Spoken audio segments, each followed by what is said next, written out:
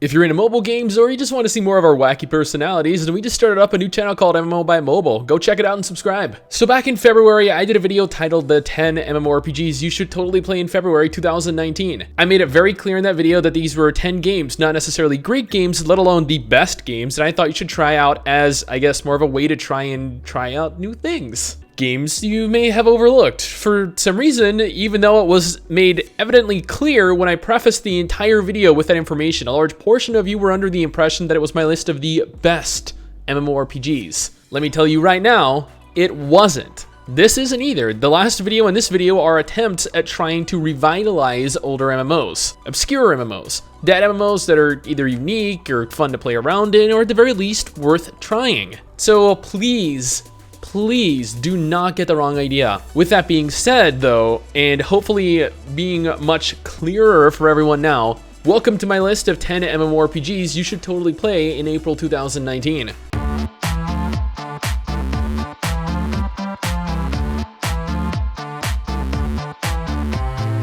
Let me start this off with a personal favorite of mine. Burning Soul Worker, a private server for the action MMO Soul Worker Online, just released a huge new update, and with it, a brand new female character to play as. Now, if you discount Kurtzspell, since honestly the game has yet to come out, Soul Worker is the best looking anime MMO on the market. It utilizes action combat, so players that dislike tab target will feel right at home. However, the game is also hub-based, meaning that it is an open world, and it doesn't take place in a sandbox. There are several unique towns that you occupy, talk with other players in, take incomplete quests in, and ultimately spend half of your time. So, if that bothers you, yeah, that's not your kind of game. But with the addition of this new character, Burning Soul Worker is so far ahead of the official Gameforge version that just, yeah, I honestly wouldn't bother. Plus, she's super adorable.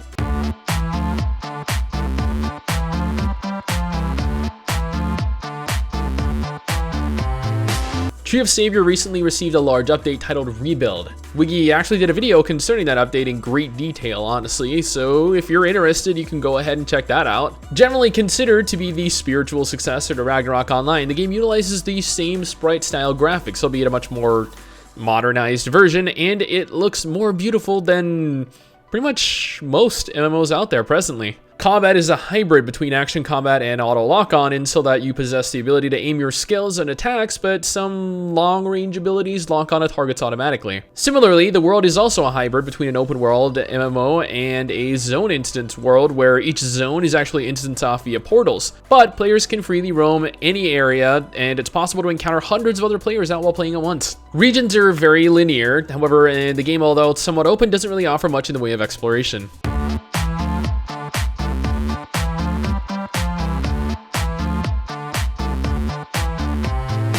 Riders of Icarus is a newer title and perhaps one of the most unique MMOs out there. If you're a fan of Pokemon, then you will love Riders of Icarus, as it allows you to openly go out into the world and tame pretty much every monster you see. Granted, you can't use them in Pokemon-esque battles, but hey, at least you won't have PETA knocking on your door. Like Tree of Savior, the game utilizes a hybrid of action combat and auto lock-on. You can freely AoE anywhere at any time, but single target skills require an enemy. Graphically, Riders of Icarus is pretty damn good to look at, and the character creator, it is better than most. The world is like Final Fantasy XIV and Blade and Soul. The areas are large, they're fully explorable, but they're also locked from one another by a small loading screen, which isn't an issue. I mean, honestly, it helps with the lag.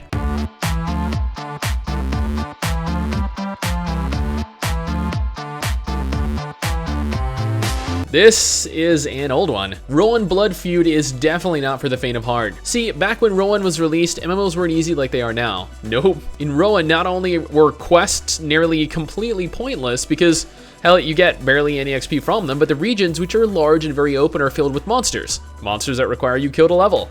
Over and over. And over and over and over and over. Yeah, it's one of those games. A very grindy early 2000 era MMORPG, but hey, there is still a market for this. Metin 2, Lineage 2, and other games of its nature are all still alive and kicking. Combat is tab target, and it utilizes a very old school skill system. All in all though, an old school grinder for players that love to mash their buttons and not really have to worry about questing. So like Black Desert, if it were like a decade older and not as pretty and not action combat.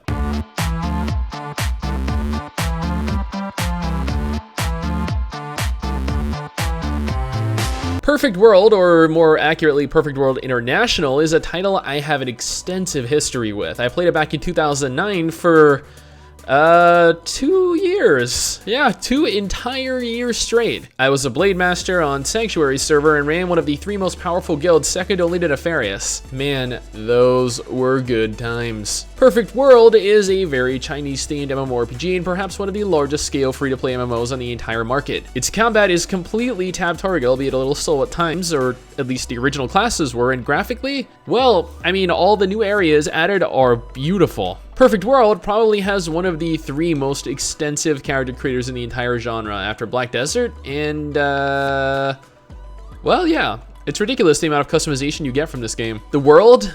Yeah, think World of Warcraft. Completely open. No loading screens other than dungeons. Complete open world with the option to toggle PvP on and off, making for just ridiculous amounts of fun.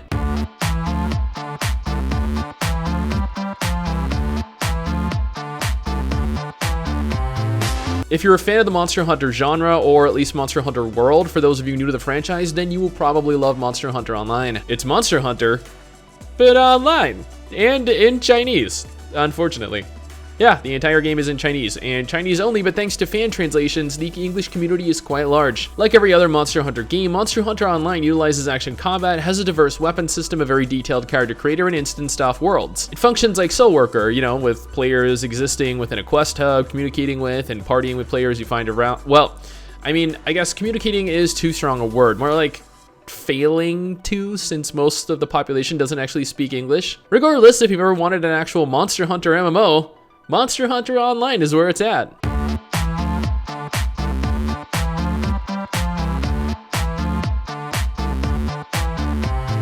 Actually, Forsaken World is kinda, but not really, the successor to Perfect World. Back when Perfect World Entertainment released it, they marketed it as the sequel to Perfect World, having updated graphics, classes, world, and more. But in reality, the game is quite different. Anyone that's played it knows that. There are, you know, there are shared similarities, don't get me wrong, but that's likely more due to the fact that they're both Chinese MMOs published by the same people. Combat is tab target, graphics are better than a lot of other 3D free-to-play MMOs, and the character creator, although far from Perfect World's quality creator, still delivers quite an effective tool with which to create an ideal avatar. The world is also open, allowing free exploration of everything. However, do note that just because you can freely explore the world does not mean that the monsters will let you, lest you wind up dead.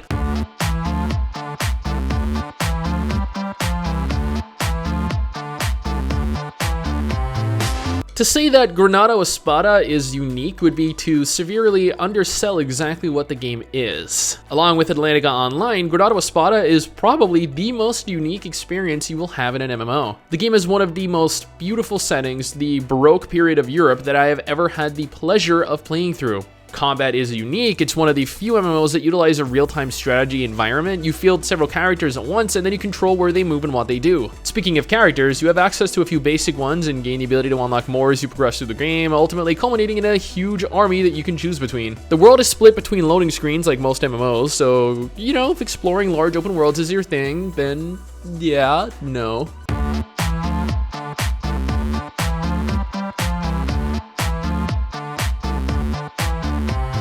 This is actually a pretty basic anime MMO as far as MMOs go, but with how little of them are left, it is worth noting here because, in my honest opinion, it is still fairly different to others like Aura Kingdom or Soul Worker. Do let me preface this by stating that this is an older anime MMO, and if you weren't an MMO gamer when these were still popular, then you missed out on quite an experience. Like ROHAN, the game is very, very grindy. Questing only plays a small part in the overall grand scheme of things, and as such, the game requires you grind anything and everything in your path. The world isn't open, but it does offer quite a bit of exploration, especially by ship.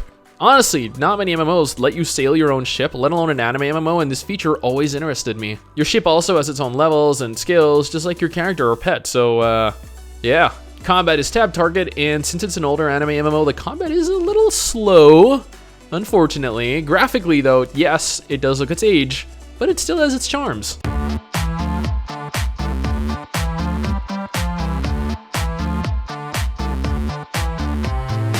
Although C9 doesn't really receive much in the way of updates anymore, the game is far from dead. Like Tree of Savior, Wiggy did a video on that earlier this week actually, and she showcased what the game is like right now in 2019. So again, if you're interested in that, you can go ahead and check that out. Otherwise, like Soul Worker, Continent of the Ninth is an action MMO that makes use of various quest hubs that players can take quests from, interact with other players, their level, and queue for instances. Since the game is a little dated, the combat, although action-based, feels less fluid than other more recent titles like Black Desert. However, with games like Critica Online closing and Closer's population on the decline, there just really aren't that many games left like this. And there you have it, 10 MMORPGs you may or may not have heard about. Are they good MMORPGs? They're all a lot of fun to mess around in, and honestly, you never lose anything from trying something new, other than perhaps a little time. But if you're watching this video looking for something to play, then clearly you have time to burn. So what harm is there in trying one or even several of these out? Worst case scenario, you end up still looking for an MMO to waste time in.